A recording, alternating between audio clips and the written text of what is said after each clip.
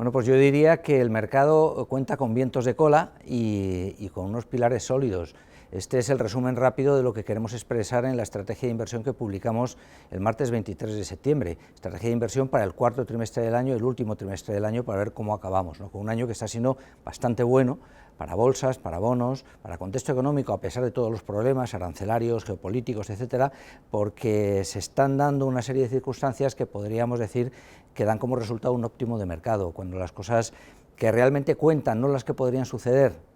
que los riesgos siguen vivos, pero las que realmente cuentan y suceden, parece coincidir a favor de que el mercado funcione bien lubricado, y eso es lo que tenemos, ¿no? Es verdad que el mercado está infravalorando algunos riesgos. Los riesgos principales, en nuestra opinión, son, en primer lugar, la geoestrategia, que ha pasado a disminuir de riesgo en su aportación a la prima de riesgo para las valoraciones, pues prácticamente cuenta cero, y antes era importante, y eso hace que las valoraciones sean superiores sin que lo demás se mueva, ¿no? Pero además lo demás se mueve a mejor, porque los beneficios empresariales están aguantando muy bien, incluso mejorando, ¿no? Y además los tipos de interés en Estados Unidos van a seguir bajando, en Europa ya han bajado, están en 2 depósito, 2,15 crédito, ¿no? Seguramente no bajarán más, pero ya están muy bajos, ¿no? Entonces, ¿qué puede estropear esto? Pues la geoestrategia, que de repente tengamos un susto. Conviene tener en cuenta que la geoestrategia está siendo infravalorada y que Europa está en medio de una guerra híbrida con una zona gris con Rusia y que además en Oriente Medio las cosas están muy complicadas. Pero el mercado esto lo ignora y por lo tanto la prima de riesgo que tenemos que poner es la que el mercado hoy descuenta, que es una prima de riesgo en geoestrategia prácticamente cero, ¿no? El otro riesgo de que esto se estropee es la decepción, que de repente empiecen a salir datos, ya sea en el lado empresarial o en el lado macroeconómico, que se esperaban de una determinada manera, más bien buenos, y empiezan a decepcionar. La probabilidad de que esto pase yo creo que es reducida, de manera que el mercado no debería cambiar de tono durante el cuarto trimestre, un tono bastante bueno, insisto, ¿no? Estamos en un equilibrio delicado, pero es un equilibrio que funciona, sin embargo funciona. Mientras no se detonen aquellos riesgos que, como he comentado, sobre todo geoestrategia o riesgo de decepción, pues son potenciales, la situación va a seguir siendo como es ahora, ¿no? Bastante buena. Hay cosas que han cambiado con respecto a antes del verano y teníamos que esperar al verano para poder comprobar que realmente es así, que la situación ha cambiado a mejor.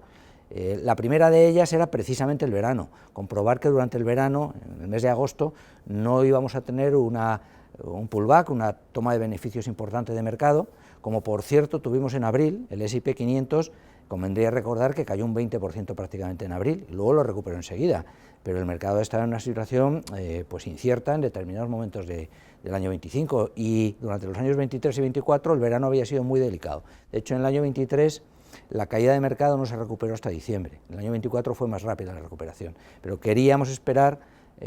a ver qué pasaba en verano, por si había una oportunidad de que después de una toma de beneficios que no estuviera justificada, merecía la pena entrar, ¿no? Segundo factor a favor, los beneficios, lo he comentado antes, los beneficios empresariales parecen inmunes, a pesar de los aranceles, a pesar de todos los inconvenientes que se están cruzando y que están coincidiendo, las compañías están siendo capaces, bueno, de trasladar una parte del mayor coste a precios, y el consumo privado lo está aguantando, otro lo absorbe en contramárgenes, pero los beneficios por acción están creciendo a doble dígito, no solamente en Estados Unidos, que venían creciendo el 12-13% y para 26 y 27 van a seguir creciendo a ese ritmo, cosa que se esperaba, se moderara un poco, pero no es así. Las guías que están dando las compañías siguen siendo igual de sólidas que antes, sino que Europa se está saliendo beneficiada de esta situación confusa en Estados Unidos, tanto por flujo de fondos como por cómo está recuperando resultados empresariales, que estaban prácticamente planos para el año 25 y para el año 26 y 27 van a crecer en el torno de 10-11%, ¿no? Un poquito menos que en Estados Unidos, pero también doble dígito bajo. Y esto es nuevo y es mejor, ¿no? Los tipos de interés ya están muy bajos en la eurozona, en 2,0, 2,15, depósito crédito, por lo tanto de ahí es improbable que bajen más, pero en Estados Unidos van a seguir bajando, sobre todo por presiones políticas a partir de mayo del 26, cuando Powell, que es el gobernador de la Fed, pues expire su mandato y probablemente Trump bueno, pues nombre a alguien mucho más afín y mucho más amigable con tipos de interés bajos, ¿no? Eso puede ser una imprudencia en el medio y largo plazo, pero para el corto plazo al mercado le va a ayudar mucho, ¿no? De manera que las expectativas de bajadas de tipos, el que se confirmen en Estados Unidos, ha sido también fundamental, ¿no? La prima de riesgo es inferior, simplemente por el hecho de que la geoestrategia sigue viva como riesgo, probablemente más que nunca, pero el mercado ha aprendido a convivir con ella y probablemente vayamos a convivir durante años con una especie de guerra híbrida con Rusia,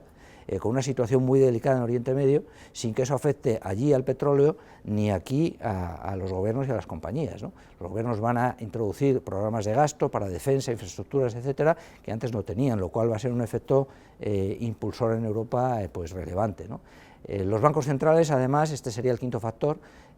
tienen unos balances como nunca antes de grandes, y esos balances están sobre todo en bonos de cada propio gobierno, el BCE de gobiernos europeos, el Banco de Japón de gobierno japonés, la FED del gobierno americano, etcétera, ¿no? Y esos balances tienen entre el 15 y el 46% de los bonos emitidos por cada gobierno, en el caso de Japón el 45% más o menos, en el caso de Europa en torno al 20 y muchos, casi 30%, en el caso de la FED, Estados Unidos en torno al 17%. Y se han convertido en los principales jugadores de los mercados de bonos, lo cual significa que de alguna forma, aunque no se reconozca ni se pueda comprobar, cuando hay algún desequilibrio que puede elevar las TIRES de los bonos, ellos están de alguna forma manejándolo para que las TIRES no suban, y si los tipos de interés de mercado de los bonos no suben, las valoraciones de las compañías no se resienten. Y este es un factor de equilibrio muy importante, ¿no? Y por último, las valoraciones. Ahora ya era el momento de incluir como primer flujo para valorar el año 26 en lugar del año 25, porque ya estamos en septiembre,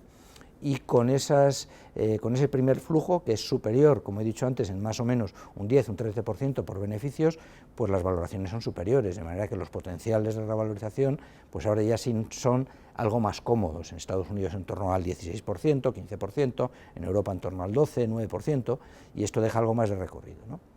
Dólar bajista, es normal, como el dólar cae, pues el oro tiene que subir, probablemente hacia $4.000 o más, y los bonos largos irán subiendo poquito a poco, pero muy despacio, sin que sea un riesgo inminente, de manera que, bueno, si no estamos en un óptimo de mercado se parece mucho, y nosotros los niveles de exposición seguimos pensando que tienen que ser elevados, ¿no? Ya los subimos el 1 de septiembre, y el mínimo está en 25% para el más defensivo y el 80% para el más agresivo. Y creemos que mientras no se materialice ninguno de los riesgos que nos dan cierto respeto, insisto, geoestrategia y decepción, pues esto va a seguir siendo así. Muchas gracias.